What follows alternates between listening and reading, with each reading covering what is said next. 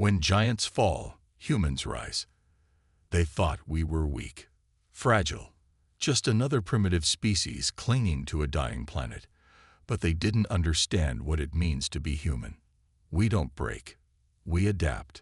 We survive. And when the galaxy came knocking, it wasn't ready for the answer. This is the story of how humanity changed everything. The message arrived on a Tuesday morning, broadcast simultaneously across every communication device on Earth. The translation was perfect, cold, and terrifyingly final. Primitive species of the third planet, you will surrender your world to the Veltar Empire within 7 rotations of your sun. Resistance is futile. Compliance will result in a swift harvesting. Defiance will result in prolonged suffering before inevitable harvesting. Choose wisely. The Veltar were legends in the darker corners of galactic space, a parasitic species that consumed the life force of entire worlds. They had devoured 847 planets across 16 star systems. Their bioships could drain the energy from every living thing on a world in near days, leaving behind nothing but dead rock floating in space. Dr. Sarah Chen stood in the emergency session of the United Nations, watching world leaders argue and panic in equal measure. Some wanted to negotiate. Others demanded immediate military action. Most simply stared at the holographic display showing the massive Veltar fleet hanging just beyond Pluto's orbit like a collection of organic nightmares. "They're waiting," Sarah said quietly, her voice cutting through the chaos. "They want us to panic. They want us to show them exactly what kind of species we are before they decide how to harvest us." Commander Marcus Webb nodded grimly from his position at the military briefing table. "Intelligence suggests they've been watching us for decades. They think they know us. They think we're divided." Sarah continued. "They see our wars, our conflicts, our different nations and cultures as weakness. They believe emotional response is primitive." The Secretary General pounded his gavel. "Dr. Chen, your assessment." Sarah looked at the faces around her. Fear, determination, anger, hope. A dozen emotions playing across dozens of faces from every corner of Earth. They're about to learn why diversity isn't a weakness. It's our greatest weapon. 3 days later, the Veltar began their harvest. The first bioweapons hit Australia at dawn.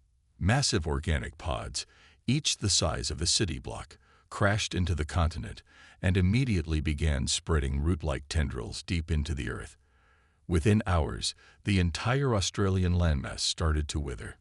Plants turned brown, animals collapsed, and even the soil began to lose its color as the alien parasites drained every ounce of life energy. Similar pods struck every continent within 12 hours. The Veltar had done this 847 times before. They expected the same result they always got: panic, chaos, and a dying world ready for final harvesting within a week. But something was different this time. On the Veltar mothership, Supreme Harvester HFY watched the readings with growing confusion. The life drain was proceeding normally in the impact zones, but the areas beyond were adapting. Instead of fleeing in terror, the humans were responding with coordinated efficiency that seemed impossible for such a chaotic species. "Explain these readings," HFY demanded of his subordinate.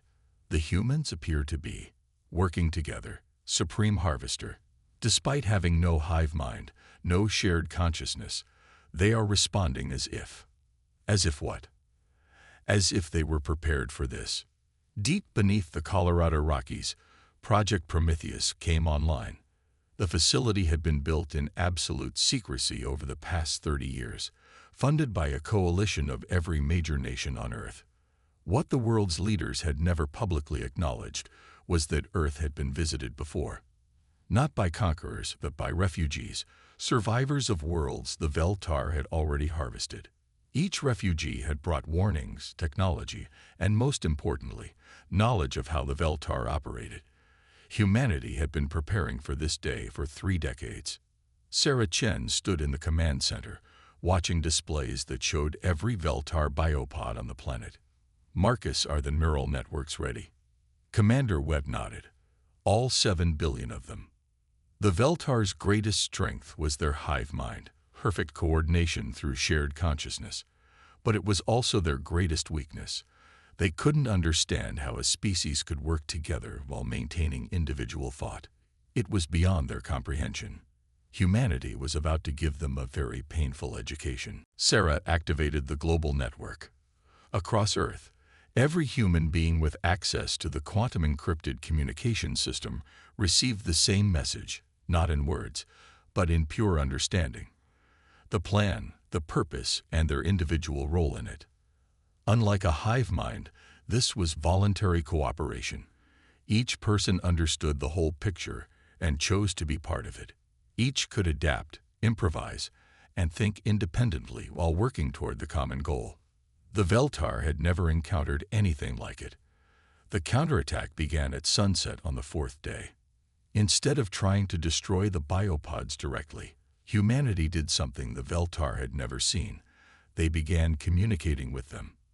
The parasites were designed to drain life energy, but they had never encountered a species that could consciously control their own life energy output.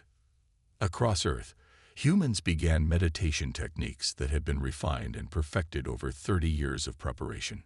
They didn't try to stop the life drain. Instead, they began feeding the biopod something else. Human emotions, amplified and focused through technology the refugees had helped develop.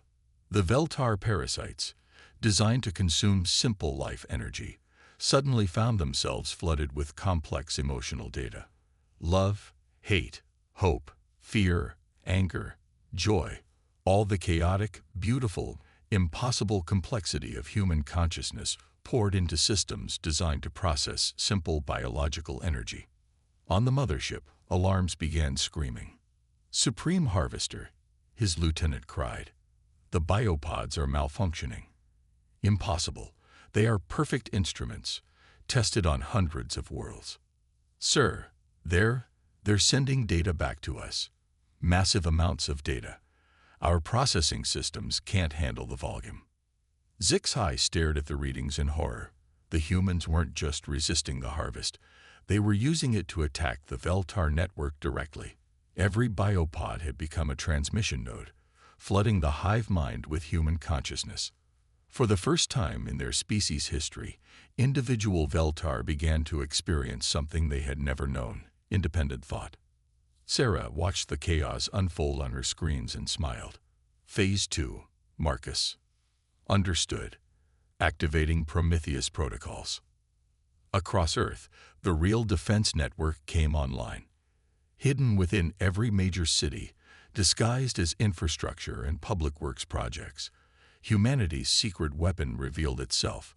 Not weapons in the traditional sense, but something far more dangerous: a network designed to amplify and coordinate human consciousness on a planetary scale. The Veltar had spent centuries perfecting their harvest technique based on a simple assumption: that individual consciousness was weak and chaotic compared to hive mind efficiency. They were about to discover why they were catastrophically wrong.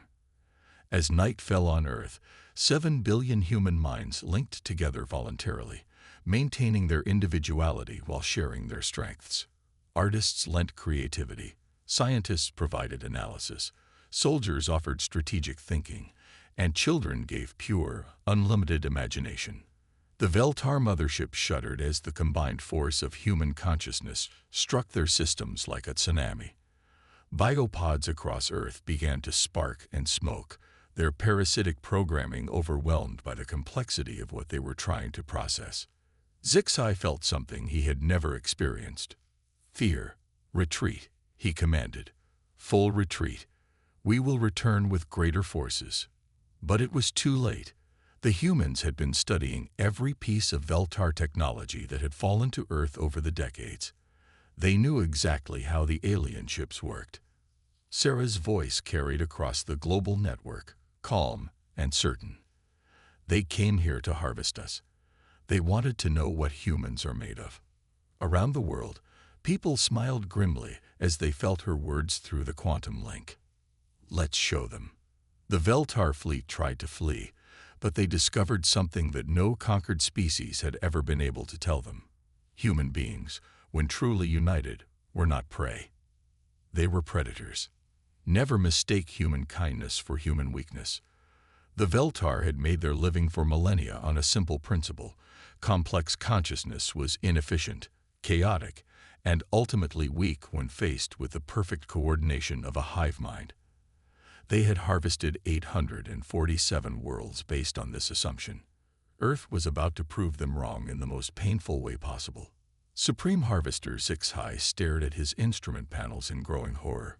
Half his fleet was dead in space, their biosystems overloaded by the incomprehensible complexity of human consciousness. The other half was trying to retreat, but their navigation systems were being systematically compromised by something that should have been impossible. The humans were thinking faster than his computers could process. Sarah Chen stood in the Prometheus Command Center, her mind linked to the global network while maintaining her individual awareness. Around her, displays showed the real-time status of Earth's defense. The quantum-encrypted communication system was working perfectly, allowing billions of humans to coordinate without losing their individual creativity and adaptability. "Marcus," she said, her voice carrying across the network to Commander Webb, who was coordinating from a bunker in Geneva. "The Veltar are trying to establish a firewall around their hive mind. They're terrified of individual thought contaminating their system." Marcus's voice came back through the link, tinged with grim satisfaction. "Then let's give them more than they can handle." Activating Phase 3. Across Earth, the Prometheus network shifted into its final configuration. What the Veltar didn't understand was that humanity had been preparing for this moment, not just technologically, but psychologically. Every human being on the planet had spent years learning to share consciousness while maintaining individuality. It was the opposite of everything the Veltar believed about intelligence. The counterattack wasn't subtle. Humanity had tried subtlety for 30 years, quietly preparing, secretly building, hoping they would never need to use what they had created. But the Veltar had forced their hand, and humans had never been good at holding back once they decided to fight. The first Veltar ship to experience humanity's true nature was the harvester vessel Devourer of Hopes. Its biocomputers, designed to process the simple life energy of dying worlds, suddenly found themselves connected to the mind of Maria Gonzalez, a teacher from Mexico City who had been coordinating refugee evacuation efforts. Maria didn't attack the ship's systems. She did something much worse. She began teaching it. In the space of 3 seconds, the Devourer of Hopes experienced 23 years of Maria's memories. Her first day of school, her wedding, the birth of her children, her grief when her parents died, her joy at her students' successes, her anger at injustice, her hope for the future. The ship's biocomputer, designed to catalog and consume simple biological energy, tried to process the concept of a birthday party. It failed catastrophically. Across the Veltar fleet, similar scenes played out as humans began sharing not just information, but experience. The aliens had expected to face weapons, defenses, perhaps even coordinated military resistance. They had not expected to be taught what it meant to dream. Six-High watched his fleet die ship by ship, each one overwhelmed by the simple, impossible complexity of individual consciousness choosing to work together. "How are they doing this?" he screamed at his subordinates. His lieutenant, Kvex, was staring at the data streams with something approaching awe. "Supreme Harvester, they're not using a hive mind at all. Each human is making individual decisions, but they're all choosing to work toward the same goal. It's voluntary cooperation. That's impossible. Individual consciousness is chaotic, inefficient. Sir, they're thinking thoughts we've never conceived. Each human mind is different, but they're sharing their differences to make the whole stronger. They're not becoming one mind. They're becoming a symphony of minds." Six-High felt his worldview cracking. Then how do they coordinate? How do they maintain unity without shared consciousness? Kvex looked at his readings in wonder. They trust each other. On Earth, the defense was proceeding exactly as humanity had planned.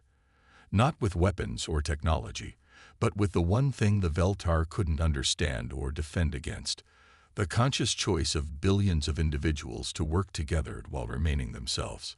Sarah felt the network around her, 7 billion unique perspectives all focused on the same goal. Scientists were sharing theories, artists were providing new ways of thinking, soldiers were offering tactical knowledge, and children were contributing pure imagination. Each person remained themselves, but together they were something the galaxy had never seen. The Veltar mothership is trying to establish a quarantine protocol, reported Dr. Kim Park from Seoul. His voice carried across the network along with his analysis. They're attempting to isolate their systems from contamination by individual thought. Sarah smiled grimly. Then let's make sure they understand what they're quarantining themselves from. Marcus, are the hunting packs ready? Standing by, Marcus replied. Teams are in position around every major Veltar vessel. The hunting packs were humanity's answer to the Veltar's assumption that only hive minds could coordinate complex military operations. Each pack consisted of 12 humans from different backgrounds: soldiers, engineers, doctors, teachers, artists, all linked through the Prometheus network, but operating independently. Unlike the rigid hierarchy of the Veltar military, human hunting packs could adapt, improvise, and think creatively in real time. They were everything the aliens' experience told them was impossible. The attack came from every direction at once. Not missiles or energy weapons, but something far more dangerous. Human beings who had studied Veltar technology for 30 years and knew exactly how to break it. The Veltar bioships were living organisms, bred for efficiency and perfect coordination. They had never encountered an enemy that understood their biology better than they did themselves. The human refugees had taught Earth scientists everything about Veltar physiology, and humanity had used that knowledge to develop countermeasures the aliens couldn't imagine. Dr. Jennifer Walsh, working with a hunting pack near the largest Veltar harvester, spoke into the network, deploying cognitive viruses now. The cognitive viruses weren't computer programs. They were carefully crafted ideas, concepts so fundamentally opposed to hive mind thinking that exposure to them caused the Veltar biocomputers to literally shut down in confusion. The concept of individual choice, the idea that multiple perspectives could strengthen rather than weaken a group, the notion that chaos and order could coexist, these thoughts were poison to minds that had never learned to think independently. Sci-Fi watched his fleet crumble around him, each ship falling victim to ideas it couldn't process. This is impossible, he raged. Individual consciousness cannot defeat collective efficiency. But it wasn't individual consciousness defeating the hive mind. It was something the Veltar had never encountered. Individual consciousness choosing to work together while remaining individual. Sarah felt the moment when the tide turned completely. The Veltar mothership, isolated from its fleet and overwhelmed by concepts it couldn't understand, began broadcasting a surrender signal. But humanity wasn't finished. They came here to harvest us, Sarah said, her words carrying across the global network to every human consciousness linked to the defense. They wanted to know what we're made of. They thought kindness was weakness. They thought emotion was primitive. They thought individual thought was chaotic. Around the world, 7 billion people smiled as they felt her thoughts. Let's teach them what human kindness really looks like. The final phase of humanity's response wasn't military, it was educational. Instead of destroying the remaining Veltar vessels, the humans began sharing something the aliens had never experienced: the concept of redemption.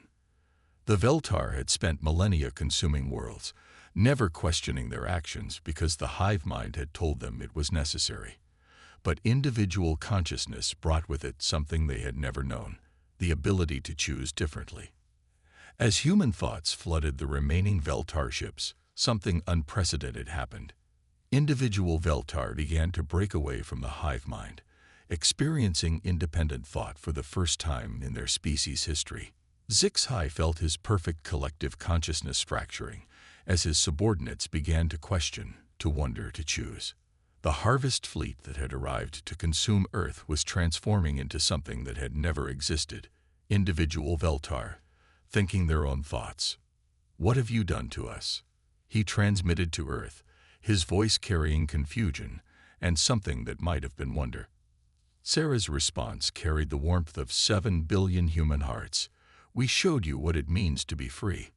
The war that was supposed to end with Earth's destruction ended with something unprecedented in galactic history.